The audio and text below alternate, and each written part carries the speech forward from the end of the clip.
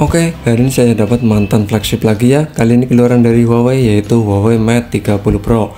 HP ini umurnya sekitar 4 tahunan kalau di tahun sekarang, karena HP ini keluaran sekitar tahun 2019 yang lalu. Ya, sama dengan Samsung Galaxy S10 series maupun Samsung Galaxy Note 10 series. Di tahun ini harganya sekitar 4,5 sampai 5,5 jutaan ya, tergantung kondisi dan kelengkapannya juga. Ini saya dapatkan dengan kondisi yang menurut aku masih cukup mulus, baik di bagian depan maupun di bagian belakang. Untuk kelengkapannya saya dapatkan dengan cukup lengkap, yaitu ada charger, dashboard, terus ada soft case-nya juga atau hard case-nya juga. Jadi menurut aku sih ini masih cukup worth it ya. Saya dapatkan dengan harga 3,7 jutaan. Jadi menurut aku sih masih cukup murah, masih bisa dibilang murah lah di tahun ini. Karena rata-rata orang jual di harga 5 sampai 5,5 jutaan ya, dengan kondisi seperti ini ya mulus ya full set juga. Yang saya suka dari HP ini yaitu soal desainnya ya. Layarnya yang sangat lengkung sekali, lengkungannya itu ekstrim, lebih lengkung daripada Samsung Galaxy S10 series maupun Samsung Galaxy Note 10 series. Saking lengkungnya terkesan tombol powernya tidak ada di bagian bezelnya ya, tapi terkesan di bagian back covernya. Karena layarnya sangat lengkung sekali, jadi terkesan di bagian back covernya. Hal yang menarik lagi dari HP ini tidak ada tombol volumenya ya. Jadi untuk mengatur volumenya kita tinggal ketuk di bagian layar kanan atas maupun di bagian layar kiri atas. Jadi ini menurut aku sih cukup mudah, tapi tidak bisa digunakan pada kondisi layar mati. Kalau menurut aku sih ini inovatif, cuma kekurangannya tidak bisa digunakan saat kondisi layar mati. Jadi ini kekurangannya ya. Untuk mengatur volume saat kondisi layar mati itu tidak bisa menggunakan volume seperti ini. Di bagian depan terkesan ada 3 buah kamera ya. Sebenarnya kameranya sih cuma satu saja, yaitu 32 megapiksel ultrawide TOF 3D itu untuk sensornya, terus ada sensor untuk wajahnya juga. Jadi seperti terkesan ada 3 buah kamera, tapi ada satu kamera saja, yang lain cuma sensor-sensornya saja. Di bagian belakang terdapat 4 buah kamera, yaitu 40 megapiksel wide, 8 megapiksel telefoto, 40 megapiksel ultrawide dan TOF 3D. HP ini juga masih bekerja sama dengan Leica ya, dan kameranya menurut aku sih masih cukup memuaskan di tahun ini.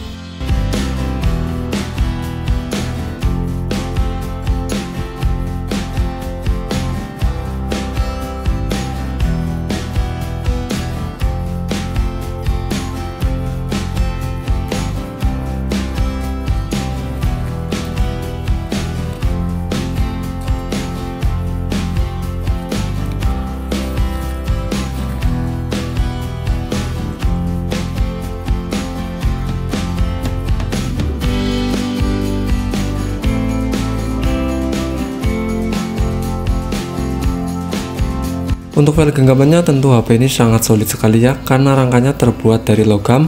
Otomatis file genggamannya itu sangat mantap sekali, sangat kokoh sekali di tangan. Untuk genggamannya juga menurut aku cukup nyaman, meski ukuran layarnya cukup gede yaitu 6,53 in. Tapi di tangan menurut aku masih cukup nyaman, tidak terasa kegedean banget seperti HP yang ukurannya 6,7 in. Untuk unit yang saya dapatkan versi resmi Indonesia ya, bukan versi China. Jadi update MIUI nya masih di MIUI 12, belum ke HarmonyOS maupun ke MIUI 13. Untuk versi Androidnya HP ini mentok di Android 10 ya, dan tidak akan dapat update lagi ke Android berikutnya.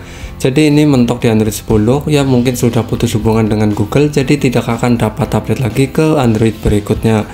Ya, sejak perang dagang ya antara China dan Amerika, Huawei sudah tidak bisa lagi menggunakan Google Mobile Service. Jadi sekarang memakai Huawei Mobile Service. HP ini menggunakan RAM 8GB dan internal 256GB ya. Tapi untuk multitasking, HP ini sangat lancar sekali, tidak ada kendala menurut aku. Jadi buat buka aplikasi secara bersamaan, HP ini lancar, tidak ada kendala sama sekali, dan ini masih enak sekali menurut aku di tahun ini. Untuk layarnya HP ini menggunakan layar berjenis OLED HDR10, tapi belum HDR10 Plus ya, jadi masih HDR10 biasa. Dan untuk resolusinya kalian bisa pilih sesuai dengan keinginan kalian, mau resolusi tinggi rendah sesuai dengan keinginan kalian. Tapi ini ada pilihan resolusi pintar ya, jadi resolusinya itu menyesuaikan dengan konten yang disajikan di layar ini. Jadi ini menurut aku sih sangat membantu ya. Untuk warna layarnya kalian bisa atur sendiri ya, sesuai dengan kenyamanan mata kalian.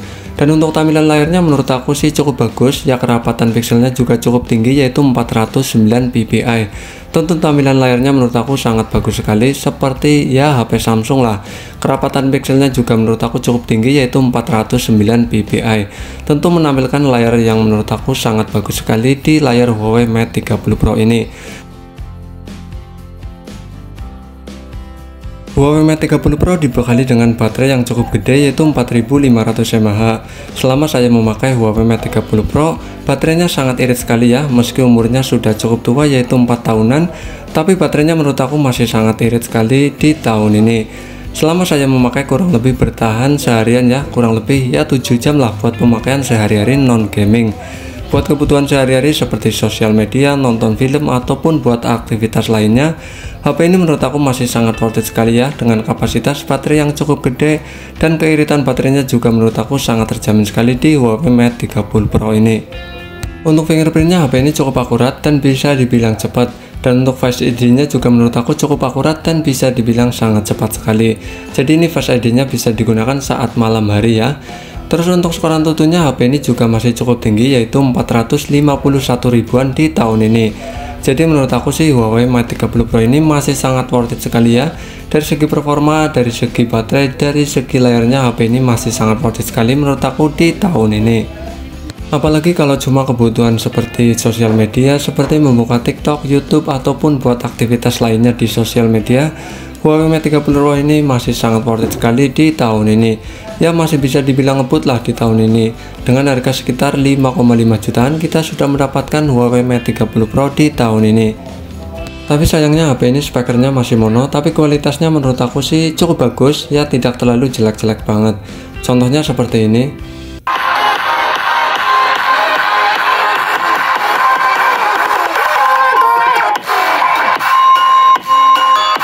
Untuk fiturnya HP ini juga sudah mendukung wireless charging ya, jadi sangat memudahkan sekali untuk kita yang tidak suka mencolok-nyolok kabel chargernya. Jadi ini enak sekali ya. Terus HP ini juga tentunya sudah mendukung NFC, dan ini sangat berguna sekali buat teman-teman yang suka menggunakan NFC buat pembayaran atau cek e-tol. Dan HP ini juga sudah mendukung wireless buat pengecasan ya, berbagi share menggunakan wireless. Jadi HP ini bisa dijadikan power bank sama-sama menggunakan wireless charging. Jadi kalau HP-nya tidak support wireless charging, tidak bisa menggunakan HP seperti ini. Untuk kekurangannya HP ini tidak ada GMS bawaan ya, jadi harus install GMS terlebih dahulu. Terus HP ini juga masih mono speaker, jadi belum stereo speaker. Paling kekurangannya seperti itu saja ya. Untuk selainnya HP ini masih sangat worth it sekali di tahun ini. Oke, jadi cukup sekian ya bos ya, sedikit review Huawei Mate 30 Pro di tahun ini. Oke, terima kasih, mantul.